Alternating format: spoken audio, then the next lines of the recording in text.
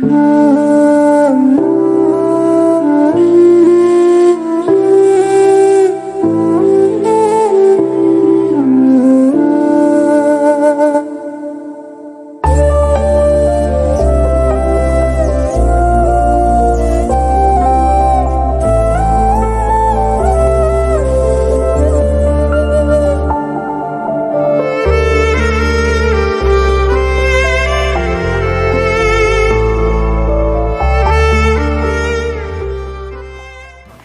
The lord. ಯೇಸು ಕ್ರಿಸ್ತನ ಮಹಿಮೆಯುಳ್ಳ ನಾಮದಲ್ಲಿ ನೀವೆಲ್ಲರಿಗೂ ನಮ್ಮ ಜೀಸಸ್ ಲವ್ ಪ್ರೈಮ್ ಮಿನಿಸ್ಟ್ರೀಸ್ ಮೂಲಕ ವಂದನೆಗಳನ್ನ ಸಲ್ಲಿಸ್ತಾ ಇದ್ದೇನೆ. ಹೇಗಿದ್ದೀರಿ?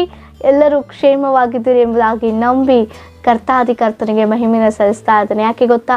ಆತನ ಕೃಪೆ, ಆತನ ಪ್ರೀತಿ, ಆತನ ಕರುಣೆ, ಆತನ ಅಪಾರವಾದಂಥ ದಯೆ ಮೂಲಕವಾಗಿ ನಮ್ಮನ್ನ ಜೀವದಿಂದ ದೇವರು ನಡೆಸ್ತಾ ಇದ್ದಾರೆ. ಈ ಶುಭ ಮುಂಜಾನೆ ಕಾಣಲಿಕ್ಕೆ ದೇವರು ಕೃಪೆ ಮಾಡಿಕೊಟ್ಟಿದ್ದಾರೆ. ಆಮೇನ್. ದೇವರಿಗೆ ಸ್ತೋತ್ರ. ಹಾಗಿದೆ ದೇವರು ನಮ್ಮನ್ನು ಪ್ರೀತಿಸಿ ಈ ದಿನ ನಮಗಾಗಿ ಏರ್ಪಡಿಸಿಕೊಟ್ಟಂಥ ಜೀವ ಉಳ್ಳವಾಗ್ತಿರೋ ವಾಕ್ಯವನ್ನು ನಾವು ಧ್ಯಾನಿಸೋಣ. ಮೀಕನು ಬರೆದ ಗ್ರಂಥ 7ನೇ ಅಧ್ಯಾಯ 7ನೇ ವಚನ. ನನ್ನ ರಕ್ಷಕನಾದ ದೇವರನ್ನ ಕಾದುಕೊಳ್ಳುವೆನು, ನನ್ನ ದೇವರು ನನ್ನ ಕಡೆಗೆ ಕಿವಿಗೊಡುವನು. ಆಮೇನ್. ಹಲ್ಲೆಲೂಯಾ. ದೇವರಿಗೆ ಸ್ತೋತ್ರ. ಭಕ್ತನು ಹೇಳ್ತಾ ಇದ್ದಾನೆ, ನನ್ನನ್ನು ರಕ್ಷಿಸಿದಂಥ ನನ್ನ ದೇವರನ್ನ ನಾನು ಕಾದುಕೊಳ್ತೇನೆ ಎಂಬುದಾಗಿ. ನಿಜವೇ ಪ್ರಿಯರೇ, ಗತ ಕಾಲದ ವೈಭವದಲ್ಲಿ ದೇವರು ನಮ್ಮ ಎಷ್ಟೋ ಉನ್ನತವಾಗಿ ಆಶೀರ್ವದಿಸಿದ್ರು. ಆಮೇನ್. ಕಳೆದುಕೊಂಡದೆಲ್ಲವನ್ನ ದೇವರು ಒದಗಿಸಿ ಕೊಟ್ಕೊಂಡು ನಮ್ಮನ್ನು ರಕ್ಷಿಸಿಕೊಂಡು ಬರ್ತಾ ಇದ್ದಾರೆ. ಆಮೇನ್. ಅದಕ್ಕಾಗಿ ದೇವರಿಗೆ ಸ್ತೋತ್ರ. ಗತ ಒಂದು ಕಾಲದಲ್ಲಿ ನಾವು ಪಾಪಿಗಳಾಗಿ, ಶಾಪಗ್ರಸ್ತರಾಗಿ, ಮರಣಕ್ಕೆ ಗುರಿಯಾದ ನಾವು ಎಷ್ಟೋ ಭಯಂಕರವಾದಂಥ ಶಿಕ್ಷೆಗೆ, ಹಿಂಸೆಗೆ ಗುರಿಯಾಗಬೇಕಾಗಿತ್ತು.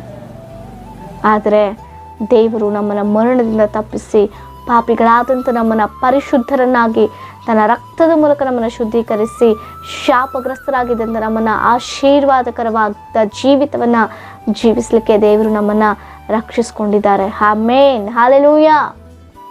ಈ ಲೋಕದಲ್ಲಿ ಎಷ್ಟೋ ವಿಪತ್ತುಗಳು, ಎಷ್ಟೋ ಭಯಂಕರವಾದ ಕೃತ್ಯಗಳು, ಉಪಶಮನಗಳು, ಹೋರಾಟಗಳು ಬಂದಾಗ್ಯೂ ಕೂಡ ದೇವರು ನಮ್ಮನ್ನು ರಕ್ಷಿಸಿ ಸಜೀವವಾಗಿರಿಸಿದ್ದಾರೆ. ಎಷ್ಟೋ ಜನರು ಮರಣಿಸಿದ್ರು ಪ್ರಿಯರೇ. ಈ ಲೋಕದಲ್ಲಿ ಸಂಭವಿಸಿದಂಥ ವಿಪತ್ತುಗಳಲ್ಲಿ, ನಷ್ಟಗಳಲ್ಲಿ, ಉಪದ್ರವಗಳಲ್ಲಿ. ಹೌದಾ? ನಮ್ಮ ಸ್ನೇಹಿತರೇ ಎಷ್ಟೋ ಜನ ಇರ್ಬೋದು, ನಮ್ಮ ಅಕ್ಕಪಕ್ಕದವರೇ ಎಷ್ಟೋ ಜನ, ನಮ್ಮ ಬಂಧುಗಳೇ ಇರ್ಬೋದು. ಆದರೆ ಅವರ ಮಧ್ಯದಲ್ಲಿ ನಾನು ನೀನು ಸಜೀವವಾಗಿ ಈ ದಿನ, ಈ ನೂತನ ವರ್ಷದಲ್ಲಿ ಈ ದಿನವನ್ನು ಕಾಣ್ತಾ ಇದ್ದೇವೆ ಅಂದರೆ ಅದು ದೇವರ ಮಹಾಕೃಪೆ. ಆತನು ರಕ್ಷಕನಾಗಿರುವುದರಿಂದಲೇ ನಮ್ಮನ್ನು ರಕ್ಷಿಸಿಕೊಂಡ್ರು. ದೇವರಿಗೆ ಸ್ತೋತ್ರ. ಆ ರಕ್ಷಕನಾದಂಥ ನಮ್ಮ ದೇವರನ್ನ ನಾವೆಷ್ಟು ಕಾದುಕೊಳ್ತಾ ಇದ್ದೇವೆ, ಎಷ್ಟು ನಾವು ಎದುರು ನೋಡ್ತಾ ಇದ್ದೇವೆ, ಎಷ್ಟು ಆತನ ಮೇಲೆ ನಂಬಿಕೆ ಇಟ್ಟಿದ್ದೇವೆ, ಎಷ್ಟು ನಾವು ನಿರೀಕ್ಷಿಸಿಕೊಳ್ತಾ ಇದ್ದೇವೆ. ಕೆಲವೊಂದು ಸಂದರ್ಭದಲ್ಲಿ, ಪ್ರಸ್ತುತ ದಿನಗಳಲ್ಲಾಗಿರ್ಬೋದು, ಪರಿಸ್ಥಿತಿಗಳಲ್ಲಿ ಅನೇಕ ಸಂದರ್ಭದಲ್ಲಿ ನಾವು ಎಷ್ಟೋ ಬಾರಿ ಬೇಸರಗೊಂಡಿಲ್ವಾ? ದೇವರು ನನ್ನ ಪ್ರಾರ್ಥನೆ ಕೇಳ್ತಾ ಇಲ್ವಾ? ದೇವರು ನನ್ನ ಮೊರೆಯನ್ನು ಆಲಿಸ್ತಾ ಇಲ್ವಾ? ದೇವರು ನನ್ನ ನೋಡ್ತಾ ಇಲ್ವಾ? ಯಾಕೆ ದೇವರು ನನ್ನ ಈ ಒಂದು ಭಯಂಕರವಾದ ಪರಿಸ್ಥಿತಿಯಿಂದ ಬಿಡುಗಡೆ ಕೊಡ್ತಾ ಇಲ್ಲ ಎಂಬುದಾಗಿ ಅನೇಕ ಸಂದರ್ಭದಲ್ಲಿ ನಾವು ಪ್ರಶ್ನೆ ಹಾಕ್ಕೊಂಡಿರುವುದು ಕೂಡ ಉಂಟು. ಹೌದಾ? ಆದರೆ ಭಕ್ತನು ಹೇಳಿದ ಪ್ರಕಾರ ಯಾವಾಗ ನಾವು ದೇವರನ್ನ ಎದುರು ನೋಡ್ತೇವೋ, ದೇವರ ಮೇಲೆ ನಂಬಿಕೆ ಇರ್ತೇವೋ, ದೇವರನ್ನ ನಿರೀಕ್ಷಿಸ್ತೇವೋ, ದೇವರಿಗೋಸ್ಕರ ಕಾದುಕೊಂಡಿರ್ತೇವೋ, ಆಗ ದೇವರು ನಮ್ಮ ಕಡೆಗೆ ನೋಡುವಂಥ ದೇವರು, ನಮಗೆ ಕಿವಿಗೊಡುವಂಥ ದೇವರು, ನಮಗೆ ಸಹಾಯವನ್ನು ಮಾಡುವಂಥ ದೇವರು. ದೇವ್ರನ್ನ ಕಾದುಕೊಂಡಿರಂದ್ರೆ ದೇವರು ಸಹಾಯ ಮಾಡಲ್ವಾ? ದೇವರು ನಮ್ಮನ್ನು ನೋಡಲ್ವಾ? ದೇವರು ಕಿವಿಗೊಡಲ್ವಾ? ಎಂಬುದಾಗಿ ಅನೇಕ ಒಂದು ರೀತಿಯ ಆಲೋಚನೆಗಳು ಬಂದಾಗ್ಯೂ ನನ್ನ ದೇವರು ಪ್ರತಿನಿತ್ಯವೂ, ಪ್ರತಿ ಕ್ಷಣವೂ ನನ್ನನ್ನು ನೋಡ್ತಾ ಇದ್ದಾರೆ. ನಾವೆಲ್ಲಿ ಕೂತರು, ಎಲ್ಲಿ ನಿಂತರು, ಯಾರೊಟ್ಟಿಗೆ ಮಾತನಾಡಿದರು, ಎಲ್ಲಿಗೆ ಹೋದರು, ಎಲ್ಲಿಂದ ಬಂದರು, ದೇವರ ದೃಷ್ಟಿ ನಮ್ಮ ಮೇಲೆ ಇದೆ. ಹಲ್ಲೆಲೂಯಾ. ಅದಕ್ಕಾಗಿ ಕೆಲವೊಂದು ಪರಿಸ್ಥಿತಿಗಳು, ಯಾಕಂದ್ರೆ ದೇವರು ನಮ್ಮ ಮೇಲೆ ಅನೇಕ ಉದ್ದೇಶಗಳನ್ನ ಇಟ್ಟಿದ್ದಾರೆ. ಉನ್ನತವಾದಂಥ ಉದ್ದೇಶ ಇರುವಾಗ ಭಯಂಕರವಾದ ಪರಿಸ್ಥಿತಿಗಳಿಂದ ನಾವು ಹೊರಬರಬೇಕು. ಕೆಲವೊಂದು ಭಯಂಕರವಾದಂಥ ಹೋರಾಟಗಳಿಂದ ನಾವು ಜಯಿಸಿ ಬರಬೇಕು. ಜಯಿಸಿದಾಗಲೇ ಆ ಉನ್ನತವಾದ ಆಶೀರ್ವಾದ ನಾವು ಹೊಂದಿಕೊಳ್ಳಲಿಕ್ಕೆ ಸಾಧ್ಯವಾಗುತ್ತೆ ಪ್ರಿಯರೇ. ಅಂಥ ಸಮಯದಲ್ಲಿ ನಾವು ದೇವರನ್ನೇ ದೃಷ್ಟಿಸಿ ನೋಡುತ್ತಾ, ಭೂಮಿ ಆಕಾಶಗಳನ್ನ ಸೃಷ್ಟಿಸಿದಂಥ ದೇವರಿಂದಲೇ ನನಗೆ ಸಹಾಯ ಎಂಬ ರೀತಿಯಲ್ಲಿ ಭಕ್ತನು ಹೇಳಿದ ರೀತಿಯಾಗಿ ದೇವರನ್ನೇ ಎದುರು ನೋಡುವಾಗ ಖಂಡಿತವಾಗಿಯೂ ಅಂಥ ಆಶೀರ್ವಾದವನ್ನು ನಾವು ಹೊಂದಿಕೊಳ್ತೇವೆ. ಆಮೇನ್. ಅದು ಮಾತ್ರವಲ್ಲ, ಆ ಒಂದು ದೇವರನ್ನ ನಾವು ಕಾದುಕೊಂಡಿರ್ಬೇಕಂದ್ರೆ ನಮಗೆ ಬೇಕಾಗಿರುವಂಥದ್ದು ತಾಳ್ಮೆ, ಸಹನೆ, ನಿರೀಕ್ಷೆ. ಹೌದಲ್ವಾ? ಯಾವಾಗ ತಾಳ್ಮೆಯಿಂದ ನಾವು ದೇವರನ್ನ ನೋಡ್ತೇವೋ, ಆ ಪರಿಸ್ಥಿತಿಗಳ ಎಡಬಿಡದೆ ದೇವರ ಸಮ್ಮುಖದಲ್ಲಿ ಪ್ರಾರ್ಥನೆ ಮಾಡ್ತೇವೋ, ದೇವರಿಂದ ಬಲವನ್ನು ಹೊಂದಿಕೊಳ್ತೇವೋ, ತಾಳ್ಮೆಯಿಂದ ಸಹನೆಯಿಂದ ಇದ್ದು ಆ ಉನ್ನತವಾದ ಆಶೀರ್ವಾದ ಹೊಂದಿಕೊಳ್ಳೋದಕ್ಕೆ ಸಾಧ್ಯ.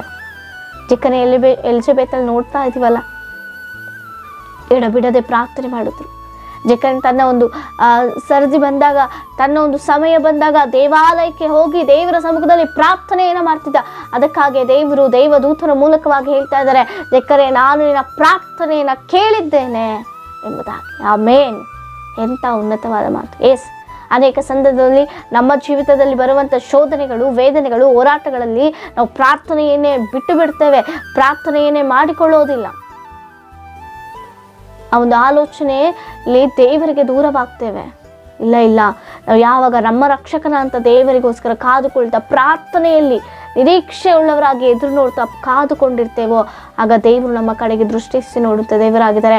ಸೊ ಆ ಎಲಿಜಬೆತ್ ವಿವಾಹವಾದ ನಂತರದಿಂದಲೇ ಪ್ರಾರ್ಥನೆ ಪ್ರಾರಂಭಿಸಿದ್ರೇನು, ಗರ್ಭಫಲ ಬೇಕು ಎಂಬುದಾಗಿ ವರ್ಷಗಳು ಕಳೀತಾ ಹೋಯಿತು. 10 ವರ್ಷ 20 ವರ್ಷ ಕಳೀತಾ ಹೋಯಿತು. ಅವರು ಇನ್ನೇನು ಮುದುಕರಾಗುವಂಥ ಸಮಯ ಬಂತು. ಆದಾಗಿ ಅವರು ಪ್ರಾರ್ಥನೆ ಬಿಟ್ಟಿಲ್ಲ, ನಂಬಿಕೆಯಿಂದ ತಾಳ್ಮೆಯಿಂದ ದೇವರನ್ನ ಎದುರು ನೋಡಿದ್ರು. ಅವ್ರಿಗೊಂದು ನಿರೀಕ್ಷೆ ಇತ್ತು, ದೇವರು ಕೊಡ್ತಾರೆ ಎಂಬುದಾಗಿ ನಂಬಿಕೆ ಇತ್ತು. ಅವರು ದೇವರನ್ನ ನಿರೀಕ್ಷಿಸಿಕೊಂಡ್ರು. ಅದಕ್ಕಾಗಿಯೇ ದೇವರ ಮಾರ್ಗವನ್ನು ತಿಳಿಸುವಂತಹ ದೇವರ ಶಬ್ದವಾಗಿ ಇರುವಂಥ ಸ್ನಾನಿಕನಾದ ಯೋಹಾನನು ಅವರಲ್ಲಿ ಬಂದಿರುವಂಥದ್ದನ್ನು ನಾವು ನೋಡ್ತಾ ಇದ್ದೇವೆ. ಆಮೇನ್. ಎಷ್ಟು ಉನ್ನತವಾದಂಥ ಕಾರ್ಯ ಪ್ರಿಯರೇ. ನಿನಗೂ ಅಂಥ ಅದ್ಭುತ ನಡಬೇಕಂದ್ರೆ ನಾವು ಮಾಡಬೇಕಾಗಿರುವಂಥದ್ದು, ನೀವು ಮಾಡಬೇಕಾದ ಒಂದು ತಾಳ್ಮೆಯಿಂದ ಎದುರು ನೋಡೋಣ, ಸಹನೆಯಿಂದ ಕಾದುಕೊಳ್ಳೋಣ, ಎಡಬಿಡದೆ ಪ್ರಾರ್ಥನೆ ಮಾಡೋಣ. ಆಮೇನ್. ಖಂಡಿತ ನೀವು ಹೊಂದಿಕೊಳ್ತೀರಾ. ಅನ್ನಳನ್ನು ನೋಡ್ತಾ ಇದ್ದೇವೆ. ಅನ್ನಳು ಕೂಡ ದೇವರ ಸಮ್ಮುಖದಲ್ಲಿ ಬಂದು ಎದುರು ನೋಡ್ತಾ ಪ್ರಾರ್ಥನೆ ಮಾಡಲು ಖಂಡಿತ ಸಮುವೇಲ ಅಂತ ಪ್ರವಾದಿಯನ್ನು ಅದ್ಭುತವಾಗಿ ದೇವರು ಕೊಟ್ಟರು. ಹಲ್ಲೆಲೂಯಾ. ಅಂಥ ಅದ್ಭುತ ಜೀವಿತದಲ್ಲಿ ನಡಿಬೇಕಾ? ಯಾವ ಸಮಸ್ಯೆ, ಸಾಲ ಸಮಸ್ಯೆ, ಕುಟುಂಬದ ರಕ್ಷಣೆ ಸಮಸ್ಯೆಯ, ಕುಟುಂಬದಲ್ಲಿ ಇರುವಂಥ ದುರಭ್ಯಾಸಗಳು ಬಿಟ್ಟು ಹೋಗಲಿರುವಂಥ ಬಿಡುಗಡೆ ಆಗಬೇಕಾದಂಥ ಒಂದು ಸಮಸ್ಯೆ ಎದುರು ನೋಡ್ತಾ ಇದ್ದೀರಾ? ಗರ್ಭಫಲವ, ವಿವಾಹವ, ಏನೇ ಆದರೂ ಪರವಾಗಿಲ್ಲ, ತಾಳ್ಮೆಯಿಂದ ಎದುರು ನೋಡಿ, ನಂಬಿಕೆಯಿಂದ ಪ್ರಾರ್ಥನೆ ಮಾಡಿ, ಖಂಡಿತ ದೇವರ ಕಾರ್ಯವನ್ನು ಮಾಡಲಿಕ್ಕೆ ಶಕ್ತನಾಗಿದ್ದಾನೆ. ಆಮೇನ್. ಮೇನೇ ವಿಜ್ಞಾಪನೆಗಳು ನಮಗೆ ಕಮೆಂಟ್ಗಳ ಮೂಲಕ ತಿಳಿಸ್ಕೊಳ್ಳಿ. ನಿಮಗಾಗಿ ನಾವು ಪ್ರಾರ್ಥಿಸುವರಾಗಿದ್ದೇವೆ. ಪ್ರಾರ್ಥನೆ. ಪರಿಶುದ್ಧನು ಮಹೋನ್ನತರಂತ ದೇವರ ಸ್ತೋತ್ರ. ಈ ಒಂದು ವಾಗ್ದಾನ ವಾಕ್ಯದ ಮೂಲಕ ಎಲ್ಲರನ್ನ ಆಶೀರ್ವದಿಸು, ಸಹಾಯ ಮಾಡು. ತಾಳ್ಮೆ, ಸಹನೆಯನ್ನು, ನಿರೀಕ್ಷೆ, ನಂಬಿಕೆಯನ್ನು ಹುಟ್ಟಿಸಿ ನೀನು ನಡೆಸು ಸ್ವಾಮಿ. ಸಹಾಯ ಮಾಡೋದಕ್ಕಾಗಿ ಸ್ತೋತ್ರ. ಎಲ್ಲವನ್ನು ಒಪ್ಪಿಸಿ ಬೇಡಿ ಹೊಂದಿದ್ದೇವೆ ಜೀವನ ಪರಲೋಕದ ತಂದೆಗೆ. ಆಮೇನ್. Praise lord.